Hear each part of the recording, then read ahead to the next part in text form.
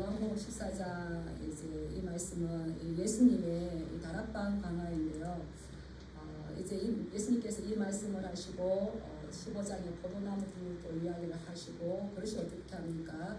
이제 좌표를 가시는 거죠. 십자가를 지러 가시는 거죠. 그래서 오늘 이 말씀 예수님께서 계속적으로 제자들을 가르치시는데 이 다락방의 분위기는 좀 어두워요.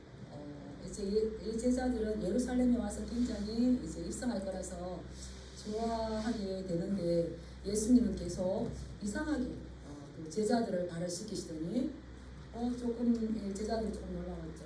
그런데 이제 나는 가야 되니까 나는 너희를 떠날 것이고 지금은 잠시 너희와 있겠지만 나는 떠날 것이다. 이러니까 그 떠나는 말씀을 이해를 하면 제자들이 우리 예수님이 가셨다가 다시 오시겠지 기대감이 있을 건데 지금 아직 제자들은 성령을 받지 않았기 때문에 예수님께서 하시는 말씀을 이해할 수가 없어요.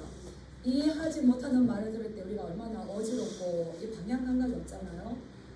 그래서 제자들은 굉장히 어두운 그러한 마음인데 예수님께 이렇게 물어요. 예수님 도대체 어디로 가십니까? 근데 예수님은 너희는 마음에 근심하지 말라라고 하는데 근심 안 될 수 없죠. 그래서 13장 36절에 보면 베드로가 묻습니다. 베드로가 이르되 주여 어디로 가시나이까? 묻는데 시원하게 말씀해 주지 아니하시고 하시는 말씀이 너희는 마음에 근심하지 말라. 하나님을 믿으니 또 나를 믿어라.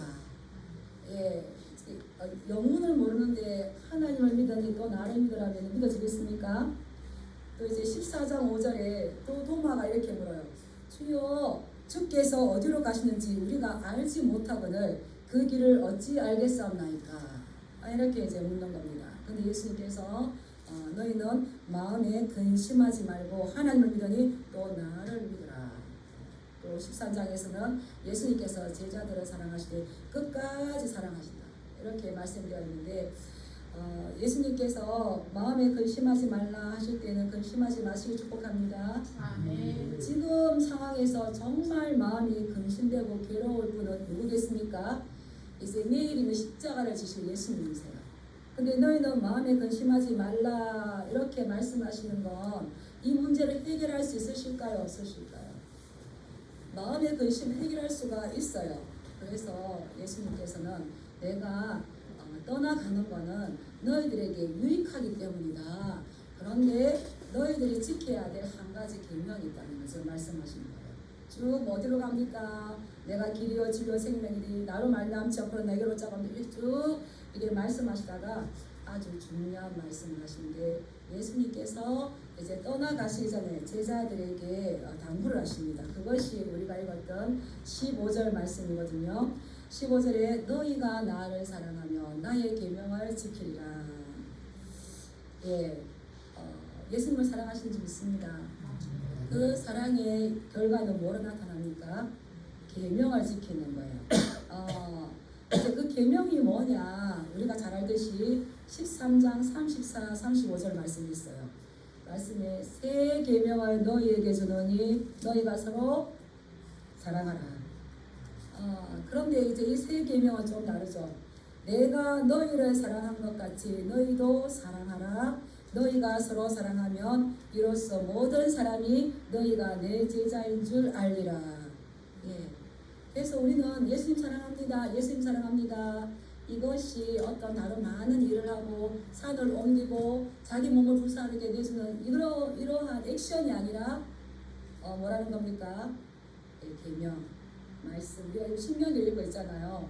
얼마나 많은 신명기 법전에 계명이 나옵니까? 그 계명. 그래서 예수님을 사랑하는 자들에게 생겨나는 첫 번째 열매는 계명을 지키는 겁니다. 근데 계명을 지키라고 하는데 계명을 지키는 걸 다른 말로 두 글자라면 뭘까요? 순종이에요. 순종. 계속 구약에도 하시는 말씀이 너희는 나를 사랑하고 나의 계명을 청종하고 그게 뭐겠습니까? 이제 순종이는 거죠. 그래서 21절에 뭐라고 예수님께서 한 번 하셨냐면 나의 계명을 가지고 지키는 자라야 나를 사랑하는 자인데 그 다음이 중요합니다. 나를 사랑하는 자는 내 아버지께 사랑을 받을 것이요 나도 그를 사랑하여 그에게 나를 나타내리라. 우리가 하나님의 사랑을 받고 싶어요. 하나님을 만나고 싶어요. 그냥 만날 수 있으니까 조건절이 뭐겠습니까? 계명을 지키는 거예요. 근데 계명이 뭔지를 알아야죠. 그래서 어떤 분이 그랬다고 했잖아요. 성경을 읽지 않고는 결코 하나님이 어떤 분인지를 알 수가 없는 거예요. 그리고 또 23절에 또 말씀하셨어요.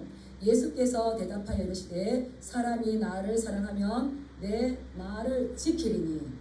계속적으로 내 계명, 내 말 이렇게 나옵니다. 그런데 우리 24절 말씀 한번 읽어볼까요? 시작. 나를 사랑하지 아니하는 자는 내 말을 지키지 아니하나니. 계명이 뭐라 그랬습니까? 내가 너희를 사랑한 것 같이 너희도 서로 사랑하라 이건데, 사랑하는 자는 그 계명을 지키는데 말을 지키지 않는 자는 아무리 산을 옮길 만한 믿음이 있고 구제하고 자기 몸을 불살하게 내어주고 예언하는 능력 있고 천사의 말 할지라도 이것은 사랑하지 않는 거라. 우리가 말씀을 잘 깨달으시기 바랍니다. 저는 제가 성경을 읽다가 망치로 제 머리를 딱 정말 많이 충격을 받았었어요. 하나님 아마 작정하셨던 것 같아요. 제가 부르심에 순종하지 않고 자꾸 뒤로 가니까 이제 저를 몰아넣고 이제 기도하게 하고 말씀 읽게 했는데요. 말씀을 제가 어릴 때부터 했기 때문에 얼마나 알겠습니까? 근데 집중해서 연달아서 읽으니까 여기 읽다가 저기 읽다가 이렇게 하지 않고 처음부터 창세기부터 쫙 이렇게 읽으니까 충격을 받았어요. 충격을. 망치로 충격을 좀 받으시기 바랍니다. 그러니까 하나님이 아무나 만나주는 게 아니고요. 하나님 아무에게나 은혜 주는 게 아니고요. 아무나 사랑하시는 게 아니고요. 조건이 있습니다. 조건. 하나님은 모두를 사랑하십니다. 그러나 그 사랑을 알 수 있는 자는 누굴까요? 예수님을 사랑하는 건데요. 그거는 뭐라고요? 계명이 있는 건데 계명을 알아야죠. 근데 신명기 읽으시면서 많이 발견했을 건데 경계표를 옮기지 마라. 지게를 옮기지 말라는 게 있어요. 근데 정해진 경계표를 내가 가는 것이 아니라 내가 그 경계표를 내가 들고 다녀. 그래서 이렇게 맞추고 저렇게 맞추고 이렇게 하지 말고 계명을 지키는 것인데, 나를 사랑하지 않는 자는 내 말을 지키지 않는다 이렇게 했어요. 우리가 하나님의 말씀의 존귀함을 마음에 삼으시길 축복합니다. 그래서 요한일서 5장 3절에서도요. 하나님을 사랑하는 것은 이것이니 우리가 그의 계명들을 지키는 것이라. 예, 계명을 아십니까? 구약의 계명은 몇 가지가 있을까요? 613개가 있어요. 613개. 예, 하라 248개, 하지 말라 365개. 1년이죠. 그래서 하지 말라 매일매일 하나씩. 제가 청소년 사역할 때에 아이들이 그랬어요. 이렇게 너희가 기간을 정해서 1년이면 1년, 지금 아직 너희들 젊었기 때문에 어렸기 때문에 하지 말아야 될 행동 한 가지씩 이겨라. 그 습관을 버려라. 그러면 이제 성인이 되었을 때 얼마나 좋겠어요. 근데 너희가 지금 씨를 뿌릴 때에 이 습관을 버리지 않으면 세살 버릇 어디까지 갈까요? 무서운 말씀입니다. 무서운 말씀이죠. 그러는데 365개 매일매일 하지 말라는 이 말씀 가지고 죄를 멀리하라는 거죠. 근데 이 613개가 어디서 나왔는가? 따라했습니다. 토라에서 나왔다. 누가 뭐 이렇게 만든 게 아니라 토라가 뭐였습니까? 모세오경, 창출, 레민, 신에서 이게 이 학자들이 다 추려가지고 613개를 이렇게 만들었어요. 그래서 저 율법 외에 나오는 거는 이게 613개 계명에 들어가지가 않아요. 선지자들이 계속 말하는 건 뭐겠습니까? 613개 계명을 지키고 내가 언약 백성임의 정체성을 알고 돌아오는 거죠. 돌아오는 거. 그래서 우리가 신명기를 읽는 이유가 레위기, 민수기는 모세가 받아서 바로 전했습니다. 근데 신명기는 그것을 다시 한번 정리해서 이스라엘 2세대에게 설교했던 그런 내용이죠. 그런데 예수님께서 오늘 너희가 나를 사랑하면 나의 계명을 지킬 것이다. 이렇게 말한 이 계명은 613개의 계명을 말씀하시는 게 아니에요. 하나님께서 주신 계명은 지키기가 어렵다는데 이 계명을 지킨 사람이 있을까요? 없을까요? 예. 부자청이죠. 부자청이요. 예수님께 와서 어떻게 해야 영생을 얻겠습니까? 하니 그 청년은 네가 하나님을 사랑하고 이웃을 사랑하라니까 뭐랬습니까? 내가 이것을 어렸을 때부터 다 지켰었나이다. 지켰었나이다. 그래도 그 속에 의무감으로 지킨다고 영생을 얻는 건 아니라는 거죠. 근데 이 613계절을 예수님께서 말씀하시는 게 아니라 구약에서는 내 자신과 같이 이웃을 사랑하라는 건데 새 계명을 주셨어요. 새 계명은 따라하겠습니다. 내가 너희를 사랑한 것 같이 내가 너희를 사랑한 것 같이 너희가 서로 사랑하라. 너희가 서로 사랑하라. 저도 제가 여기에 너무 많이 설명을 했었어요. 제가 어떻게 사랑할 수 있겠어요? 매일매일 그 사랑. 눈 감았을 때는 사랑할 수 있는데 눈 뜨면 너무 힘들죠. 그런데 내가 사랑하는 것이 아니라 주님께서 나를 사랑한 것 같이, 주님께서 나를 받아주신 것 같이. 그래서 우리가 사랑할 수 있는 건 그 결국은 누구의 사랑을 회복했을 때일까요? 예수님께서 나를 얼마나 사랑했어요. 그래서 제가 이렇게 읽으면서 저분도 예수님을 만나면 예수님의 사랑을 위로부터 이렇게 덮임 받으면 내 속에 예수님의 사랑으로 채워지면 이게 예수님의 사랑이 나오는데 그런 생각할 때가 있어요. 우리 모두가 예수님의 사랑을 충분히 받으면 그 사랑이 나오는 줄 믿습니다. 왜냐하면 내가 하는 것이 아니라 예수님께서 하시는 거거든요. 이것은 예수님께서 십자가에서 자기 목숨을 내어주기까지 나를 사랑하시고, 제가 이번에 어느 선교사님 만났는데 선교사님 어떻게 선교사로 가기로 됐어요? 그랬습니까? 예전에 서원을 하고 잊어버리고 있는데 하나님 부르시래요. 제가 어떻게 가요? 그러니까 나는 너를 위해서 십자가를 졌다. 이게 너무나 뚜렷하게 다가오는데 그 십자가의 사랑을 아니까 부인할 수가 없더래요. 체험하실 축복합니다. 네. 그래서 팀켈러 목사님, 내가 만드신 여러분 읽으셨잖아요. 그분 목사님은 뭐라고 말씀하셨냐면 예수님께 순종하는 것은 그분을 사랑하기 때문에 흘러나오는 자연스러운 열매이다.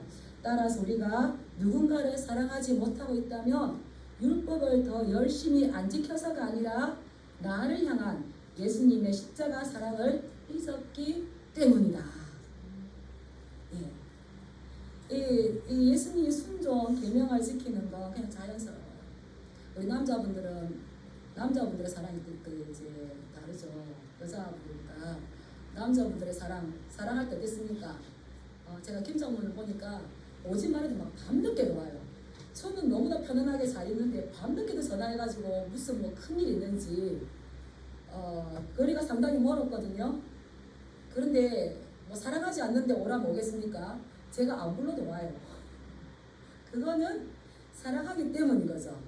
사랑하기 때문인 거죠. 그래서 이 사랑하면 이게 그 사람을 이렇게 행복하게 해주고 그 사람을 위해 주는 거는 이거는 자연스러운데 우리에게 이 마음이 자연스러우려면 날마다 나를 위해 십자가 지신 그 주님의 사랑이 감격하실 축복합니다. 예, 이 감격하셔요.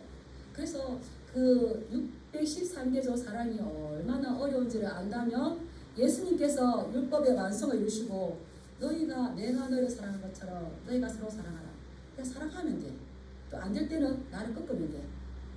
쉬운 줄 믿습니다. 근데 문제는 뭐냐면 12장 50절에 보면 나는 그의 명령이 영생인 줄 아노라. 계명은 지켜도 되고 지키지 않아도 되는 것이 아니라 이것이 뭡니까? 영생이라는 거예요. 그래서 신명기에 말씀하셨잖아요. 내가 너희에게 복과 저주와 사망과 화를 너희에게 주었으니 너희는 살기 위해서 생명을 선택하고, 이거는 복 받고 안 받고가 아니라 살기 위해서 영생을 선택하는 건데 예수님께서도 나는 그의 명령, 그의 계명이 영생인 줄 아노라. 그러므로 나는 내가 말하는 것이 아버지께서 내게 하신 말씀 그대로를 너희에게 주노라. 예수님께서 새로운 말씀을 하셨을까요? 하나님 아버지의 말씀을 하셨을까요? 그래서 구약과 신약이 이어지는 겁니다. 그런데 그렇게 사랑할 수가 우리가 없죠. 근데 사랑할 수 있도록 하나님께서, 예수님께서 우리에게 한 가지를 약속해 주셨어요. 우리 16절 말씀 한번 읽어보겠습니다. 16절 시작. 내가 아버지께 구하겠으니 그가 또 다른 보혜사를 너희에게 주사 영원토록 너희와 함께 있게 하시니. 우리가 예수님과 동행하고 이 사랑할 수 있는 거 우리 힘으로 절대 할 수가 없습니다. 우리 속에 누가 오셔야 되는 겁니까? 성령이. 근데 이제 제자들은 너무 심각해요. 지금 예수님의 말씀 이해할 수 없기 때문에 마음이 어두워요. 도대체 왜 가시고 어디로 가시는지 모르는데 예수님은 쭉 말씀하십니다. 내가 가겠지만 너희가 계명을 지킬 수 있도록 내가 아버지께 하나 구하겠다. 그것은 보혜사를 너희에게 주시라고 할 건데 또 다른 보혜사를 준다는 거예요. 그러면 또 다른 보혜사라면 원래 보혜사가 있을까요? 없을까요? 원래 보혜사는 누구실까요? 아멘. 예수님도 우리를 도와주시고 예수님도 우리를 위로해 주시고 우리의 변호사가 되어주시고 내가 가고 나면 나와 똑같은 또 다른 보혜사를 너희에게 줄 것인데 영원토록 너희와 함께 있게 할 것이다. 이 말씀하시는 거예요. 그분은 보혜사 성령님을 이야기하는 거죠. 성령이 우리가 잘 아는 헬라어로 파라크레토스, 옆에서 지켜봅니다. 저는 이번 주간 밖으로 말을 안 했지만 내면으로 조금 힘들었어요. 그래서 계속 기도할 수밖에 없었어요. 근데 그때 너무 큰 위로가 되었던 게 믿음의 사람들이 아주 말을 안 듣고 엉뚱한 길로 가거나 아브라함이 애굽으로 내려가거나 이럴 때에 하나님이 떠났을까요? 같이 내려갔을까요? 저는 그게 너무 위로가 되었어요. 하나님 우리에게 좋을 때만 따라다니시고 우리가 안 좋을 때에 눈 감으시는 게 아니고 우리가 모를 뿐이지. 야곱이 도망갈 때에 야곱만 갔을까요? 하나님의 눈이 계속 추적했을까요? 추적하셨어요. 그래서 항상 우리와 함께 계셨기 때문에 그 어려운 가운데서도 기도할 수 있는 힘이 생겼어요. 예수님이 우리의 보혜사고요. 우린 이미 약속했던 또 다른 보혜사를 받은 사람들이에요. 그렇기 때문에 이 파라클레토스 성령이 우리와 함께 할 때에 종호가 네가 그렇게 자지 말고 기도하면 좋지 않겠니? 기도할 때에 지혜 주시고 기도할 때에 담력 주시고 기도할 때에 순서를 알게 하여서 어떻게 해야 될지를 이렇게 1, 2, 3 서론 본론 결론을 알게 하셔서 이제 이 문제들을 해결하게 하시더라고요.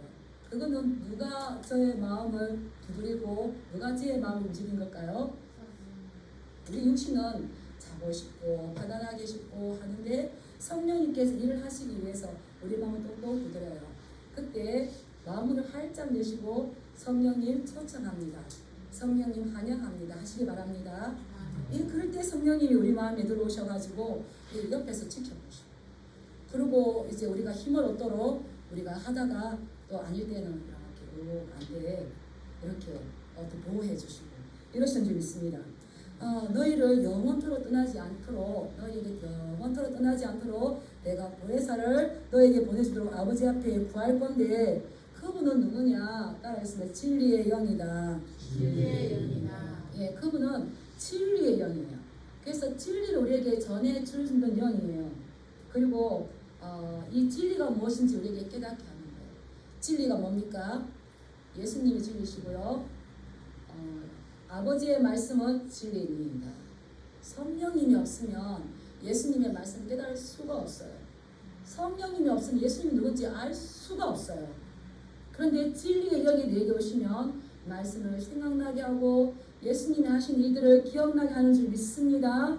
예, 우리 17절 말씀 읽어보겠습니다. 시작. 그는 진리의 영이라 세상은 능히 그를 받지 못하나니 이는 그를 보지도 못하고 알지도 못함이라. 그러나 너희는 그를 아나니 그는 너희와 함께 거하시며 또 너희 속에 계시겠습니다. 아멘.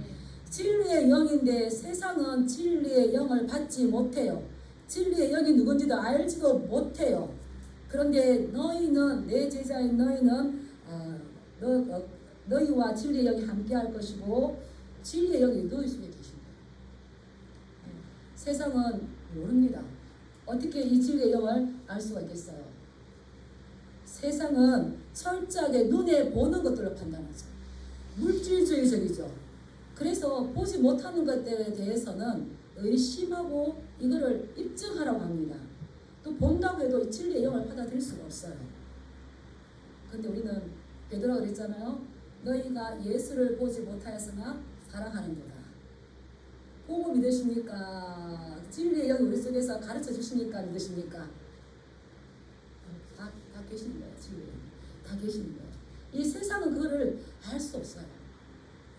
그래서 바울은 고린도 교회에 이렇게 말했습니다. 고린도전서 2장 14절에 육에 속한 사람은 하나님의 성령의 일들을 받지 아니하나니 이는 그것들이 그에게 어리석게 보이며. 참 어리석게 보이죠. 제가 이번에 이렇게 이웃분들하고 보니까 아이고 목사님 말이 됩니까? 어리석게 보여요. 그런데 우리 속에 누가 계십니까? 진리의 영이 계시죠. 주님 이럴 때 어떻게 할까요? 뭐 사람밖에 없는 거지. 사랑하고 섬겨라. 그것으로 이거 어리석게 보이니까 그들은 알 수도 없어요. 그리고 그들은 1장 18절에 보면 십자가의 도가 멸망하는 자들에게는 미련한 것이요 구원을 받는 우리에게는 하나님의 능력인 줄 믿습니다. 육에 속한 사람들은 이 십자가 그 성령의 일들을 어리석게 보고요 미련하게 보는데 바울은 고린도 교회에 말했어요. 그들은 멸망당할 자들이었어요. 멸망당할 자. 그런데 우리는 보지 않고 믿는 이 십자가를 어떻게 합니까? 앞에 세우고 십자가를 세우고 나가잖아요. 그래서 세상은 진리의 영을 알지도 못하고 받을 수도 없지만 우리 하나님의 사람들은 이 새롭고 이 신비로운 이 비밀들을 받아들일 수 있도록 성령님께서 우리 가운데 내주하고 계신 줄 믿습니다. 아멘. 성령님으로 잠들게 하지 마시고 풍성하게 역사할 수 있도록 자꾸 성령님과 교제하시기 바랍니다. 아멘. 제가 이렇게 찾아보니까 슈나켄부르크라는 이 신학자는 슈나켄부르크가 이렇게 중요한 말을 했더라고요. 20세기에는 성령의 임재에 대한 의식은 믿는 공동체 안에서조차도 거의 사라진 것으로 보입니다. 교회 안에서도 성령님에 대해서 성령의 임재에 대해서 거의 사라진 것처럼 보인다. 성령의 임재는 경험한 자만이 성령에 관한 말씀들을 이해할 수가 있다.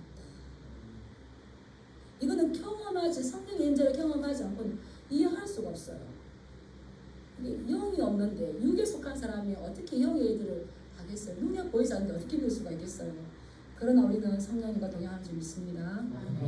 이렇게 중요한 말을 하는데도 이 제자들은 굉장히 마음이 무겁고 이제는 버림받았다는 생각밖에. 예수님이 계속 말씀하시는데 제가 말씀을 준비하면서 제자들의 표정을 생각해봤어요.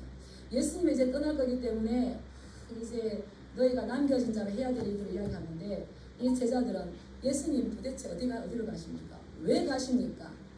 이게 지금 이해가 가지 않는 그런 상황이죠. 그런 상황인데 예수님은 또 제자들의 마음을 위로해 주세요. 우리 18절 말씀 한번 읽어보겠습니다. 시작. 내가 너희를 고와 같이 버려두지 아니하고 너희에게로 오리라. 우리 예수님은 보혜사시죠. 보혜사셔서 제자들을 위로하시면서 내가 너희를 고아와 같이 버려두지 아니하고 너희에게 오리라. 우리는 고아가 아닌 줄 믿습니다. 이미 성령이 오셨어요. 저는 저는 부모님이 계시는데 이제 저를 7년 동안 양육해 주시던 이춘진 목사님이 이제 떠나시고 난 다음에 정말 고아의 심정을 느꼈거든요. 육신의 부모님이 계시지만 영의 아버지가 안 계셨을 때에 이 고아 이게 방향을 못 잡겠더라고요. 그리고 어떤 일들을 할 때 굉장히 두려워요. 그전에는 목사님께서 정호가 이리 와보라고 길이니까 이만이야 길에 가지고 이렇게 해야 되는 게야 이렇게 하면 따라하는데요. 근데 이제 제가 그때는 몰랐는데 은퇴신가 봐요. 가셨어요. 그냥 이렇게 줄 끊어진 것 같아요. 이 보호자가 없다는 거, 나의 것도 멘토가 없다는 거 굉장히 두려운 일이죠. 고아가 되지 마시기 바랍니다. 이 고아는 너무너무 두렵고요. 겁나고요. 뭘 하기가 너무 힘든데 그때서 제가 이야 목사님이 나에게 이렇게 해서 이렇게 조언해 주시고 말씀해 주시는데 그때 사실 제가 할아버지 목사님이었어서 빨리 나오고 싶었어요. 근데 정작 이제 가시고 나니까 너무너무 힘들어서 제가 근데 고와 같이 너희를 버려두지 않으리. 근데 예수님을 믿어보시고 성전 안으로 교회 안으로 들어오신 분들은 부모가 있고 친구가 있어도 예수님이 나에게 이렇게 풍성하게 가하지 않으면 굉장히 힘들고 외롭고 이런 걸 느꼈었을 거예요. 근데 우리에게 그런 고아처럼 버려두지 아니하고 내가 너희에게로 오리라. 그런데 제자들이 이 말을 깨달았을까요? 예수님이 내가 너희에게 다시 오리라. 이 고아에 대해서 사실 할 말이 많은데요. 교회 안에서도 고아로 사시는 분이 있어요. 고아는 부모님이 없기 때문에 또 이제 예전에는 선생님이 없는 사람도 고아예요. 선생을 잃어버린 사람. 부모 중에 평범만 있는 사람도 고아예요. 자기가 결정하고 자기 일을 처리하기 때문에 굉장히 힘들고 거칠어 살아요. 근데 부모가 있어서 부모의 보호를 받고 선생님의 가르침을 받으면 어떻게 할까요? 이제 유연하게 할 수 있는 거죠. 교회 안에서 고아가 되지 마시기 바랍니다. 예, 내가 너희에게 올 건데 이거는 다시 오심을 말씀하시는 거예요. 조금 있으면 세상은 다시 나를 보지 못할 것이고 그런데 조금 있으면 세상은 나를 보지 못하지만 너희는 나를 볼 것인데 이는 내가 살아있고 너희도 살아있습니다. 조금 있음이라는 것은 무엇을 말할까요? 십자가에 죽으시고 난 다음에 부활하셔서 제자들에게 나타나신다는 거예요. 근데 제자들이 이걸 알았을까요? 몰랐을까요? 너무 이해할 수 없는 말을 하는 거죠. 또 예수님께서 말씀하시는 거예요. 그 날에는 내가 너희에게 왔을 때에는 내가 아버지 안에 너희가 내 안에 내가 너희 안에 있는 것을 너희가 알리라. 내가 갔다가 다시 올 것이다. 그때 너희는 변화된 예수님을 만나게 될 것이다. 우리 예수님은 부활하시고 제자들을 만나셨습니다. 이제 성령님을 주셨습니다. 또 다시 오십니다. 언제 오실까요? 예, 바르시아 종말 론적인 예수님으로 이제 오시는 거죠.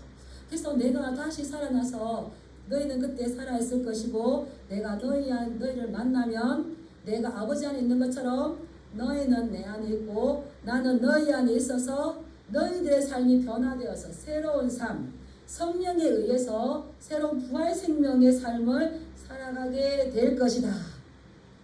우리도 부활의 생명을 사는 줄 믿습니다. 아멘. 세상의 삶을 열심히 사시다가 부활의 생명을 망각하지 마시길 축복합니다.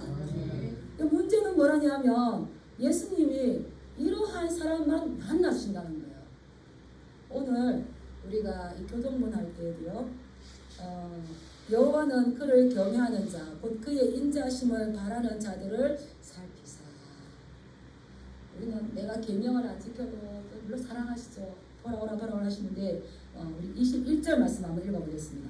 21절 시작. 나의 계명을 지키는 자라야 나를 사랑하는 자니 나를 사랑하는 자는 내 아버지께 사랑을 받을 것이요 나도 그를 사랑하여 그에게 나를 나타내리라. 아멘. 지금 계속 예수님의 말씀은 나를 사랑하는 자 내 계명을 지킬 것이고 내 계명을 지키는 자라야 나를 사랑한다.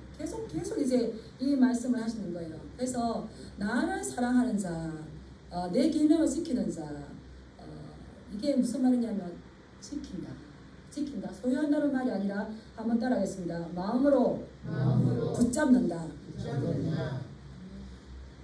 예수님의 말씀을 마음으로 간절히 붙잡는다. 저는 한때 간절이라는 말에 은혜를 받아가지고 정말 간이 저리도록 기도를 많이 했었어요. 왜냐하면 간절이는 따라하겠습니다. 간이 저리도록. 슬쩍 기도하고 나면은 그거는 아니에요. 간이 저리도록 기도 이제 이렇게 하는데 그 예수님의 말씀을 마음으로 간절히 붙잡는 거예요. 그래서 어떤 상황이 되면 어떻게 될까요? 더 계명을 간절히 붙잡아요. 어떤 어려운 상황이 되면 아이고 이런 데 기도할 수 있어 버리고 가면 아닌 거예요. 교회로 다니는 건 아닌 거예요. 제가 그 안희수 여사님 이렇게 간증집을 이렇게 읽었을 때요. 그분이 그러셨더라고요. 자기에게 크고 어려운 일이 있을 때에 이제 가방을 들고 나가요. 그 가방이 뭐냐면 전도 가방이에요. 어려운 일이 있을 때 그 문제를 해결하려고 가는 것이 아니라 전도 가방을 들고 나가서 복음을 전하는 거예요. 너희가 나를 사랑하면 내 계명을 지켰는데 내가 너를 사랑한 것 같이 너희도 서로 사랑하라. 이 사랑을 전하는 거잖아요. 제가 큰 도전을 받았어요.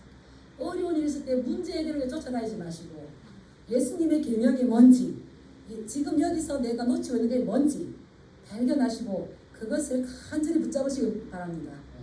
예, 그럴 때에 예수님께서 모든 상황과 형편은 나를 믿으니 또 하나님을 믿고 근심하지 말라 그랬잖아요. 근심이 변하여 찬송이 되어지고 있습니다. 예, 이 예수님과 하나님 아버지와는 예수님과 아버지 하나이기 때문에 계명을 지키는 자도 하나님께서 그를 사랑하시고 하는 거예요.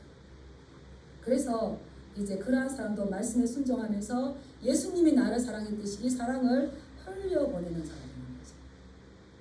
흘려보내는 사람이 있는 거죠. 예수님께서 요한복음 10장 10절에 이렇게 말씀하셨어요. 내가 온 것은 양으로 생명을 얻게 하고 더 풍성히 얻게 하려는 것이라. 우리가 예수님을 사랑할 때에 제가 이제 말씀을 읽고 많이 회개한 부분인데 하나님 주님이 쓰시기에 수월한 종이 되게 해주세요. 집에 종이 여러 명이 있지만 주인은 종에게 은혜를 베풀겠지만 종이 주인을 이 말을 잘 듣지 않고 자기 고집이 있어요. 근데 생명을 얻게 할 뿐만 아니라 더 풍성히 주인의 그 잔치에 고집 세고 저처럼 저 예전 모습처럼 이렇게 수월하지 않는데 그 주인의 풍성한 잔치에 특별히 초대될까요? 아닐까? 하나님 우리에게 생명 주셨을 뿐만 아니라 이 땅에 살 때에 그래도 풍성한 나의 그 영생을 우리에게 주시기를 원하시는 믿습니다. 누구에게 그걸 주신다고요? 나를 사랑하는 자, 나의 계명을 지키는 자. 그래 그들에게만 내가 나타낼 것이다.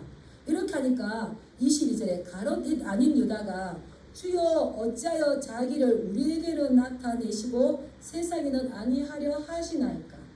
이 말은 무슨 말이냐면 가롯 아닌 또 다른 유다가 있죠.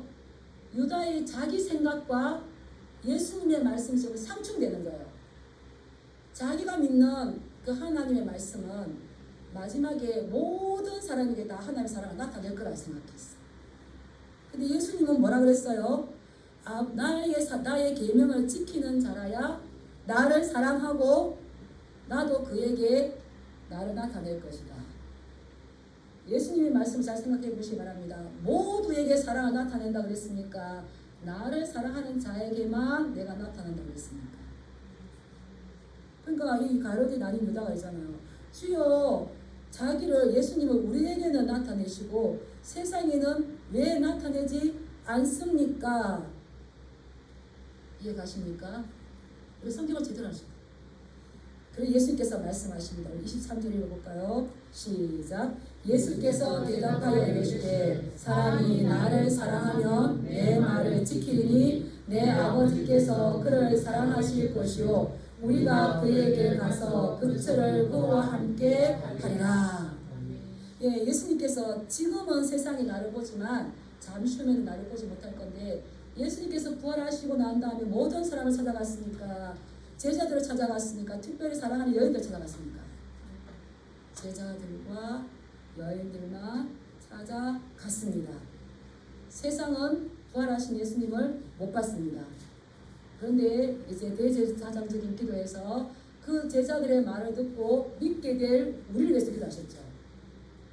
그래서 이 예수님을 아무나 다 볼 수 있는 게 아니에요. 근데 또 아무나 그 예수님을 만날 수 있는 것이 아니라 계명을 가지고 지키는 거죠. 근데 그 계명은 쉽고 어렵다. 따라했습니다. 나의 멍에는 쉽고 가벼운 그냥 막 생각지 들고 왔다 갔다 하는 거 할 수 있겠죠. 근데 말씀을 듣고 말씀을 들을 때마다 우리의 믿음의 방향이 이렇게 예수로서의 방향 조정이 잘 돼야 될 줄 믿습니다. 그런데 예수님도 안 사랑해요. 계명도 안 지켜. 그에게 예수님의 사랑을 나타내 보이고 특별한 은혜, 일반적인 은총은 있겠죠. 그렇다면은 이게 말씀이 모순이 될까요? 안 될까요? 모순이 됩니다. 그래서 예수님은 나를 사랑하면 내 말을 지키리니 아버지께서 그를 사랑하실 것이고 나도 그에게 가서 그와 함께 할 것이라 라고 말씀하셨습니다. 이게 계속 예수님의 말씀은 이렇게 반복이 되는데 그래서 말씀을 가지고 이 계명을 따르는 것, 순종하는 것, 이거는 구약에도 말씀하셨어요. 우리 사무엘상 15장 20, 23절 참고 말씀 한번 보겠습니다. 같이 읽겠습니다. 시작. 사무엘에게 여호와께서 번제와 다른 제사를 그의 목소리를 청종하는 것을 좋아하신 같이 좋아하시리나이까. 순종이 제사보다 낫고 듣는 것이 순양의 기름보다 나으니. 23절. 이는 거역하는 것은 점치는 죄와 같고 완고한 것은 사신 부산에게 절하는 죄와 같으리라. 왕이 여호와의 말씀을 버렸으므로 여호와께서도 왕을 버려 왕이 되지 못하게 하셨나이다. 아멘.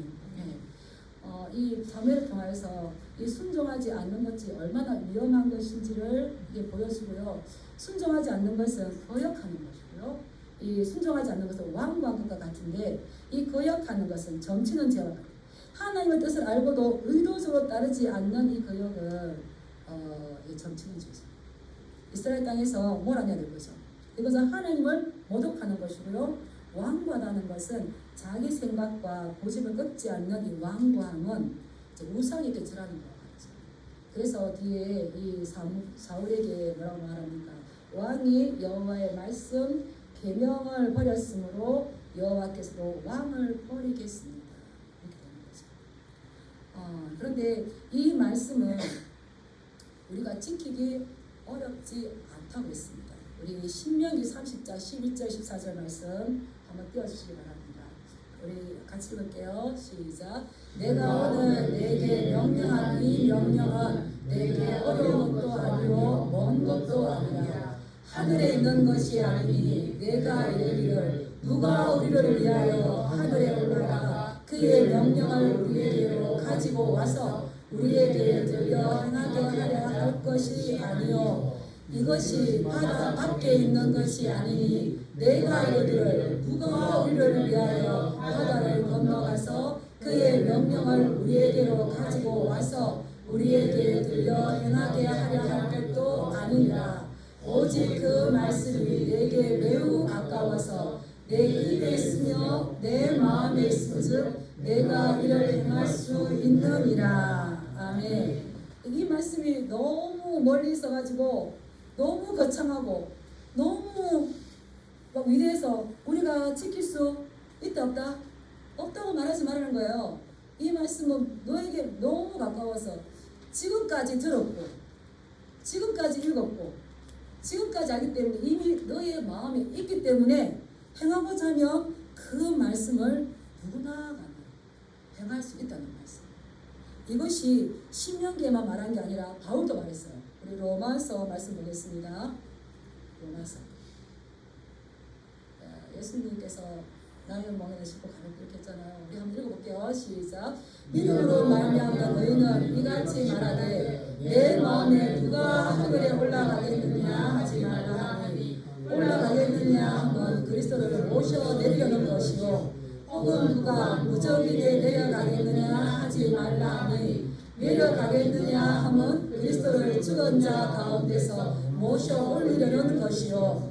그 다음에 그러면 무엇을 말하느냐 말씀이 내게 가까워 내 입에 있으며 내 마음에 있다 하였으니 곧 우리가 전파하는 믿음의 말씀이라. 말씀은 멀리 있어서 내가 구원을 막 어떻게 이게 아니고 네 마음이 이미 심겨져 있고 네가 이미 아는 이 말씀을 네가 마음만 먹으면 살아낼 수 있다는 거죠. 근데 그게 누구의 힘으로 가는 건 한 겁니까? 성령님을 의지할 때. 따라서 성령님이 내 마음에 풍성히 거할 때 가능하다. 성령님이 풍성히 거하려면 뭘 해야 될까요? 기도죠. 성령이 풍성하게 우리 속에 살아서 역사하시면 무엇으로 역사하실까요? 말씀인 거죠. 그래서 네 마음에 너무너무 가까이고 네 입에 가까이기 때문에 네가 순종할 수 있다. 예수님께서 하신 말씀을 바울이 해석해 주는 거죠. 그래서 사랑의 증거는 성령님이 임재를 약속해 주셨고요. 내가 예수님을 사랑한다는 건 순종으로 나타나는 줄 믿습니다. 그럴 때에 보혜사 성령님께서 계속해서 우리와 동행하시고 아주 세밀하게 우리를 인도해 주시는 줄 믿습니다. 성령님과 늘 동행하시고 말씀과 기도로 성령님과 교제하실 축복합니다. 한번 따라하시기 바랍니다. 성령님 환영합니다. 성령님 오시옵소서. 성령님 말씀하옵소서. 성령님 듣겠습니다. 그렇게 하시고 기도하시면 너무 좋고요. 그래서 하나님 이 모든 것들을 통해서 주님의 이름이 거룩히 여김을 받기를 원합니다. 지금 제가 있는 곳에 주님의 나라가 임하기를 원합니다. 그때 누가 해방하지 못하죠. 그럴 때 주님의 뜻이 하늘에서 이루어진 것 같이 땅에서도 이루어지기를 원합니다. 라고 기도할 수가 있는 거죠. 늘 주님과 성령님과 행복한 동행하시길 주님의 이름으로 축복합니다. 네, 기도하겠습니다. 우리가 말씀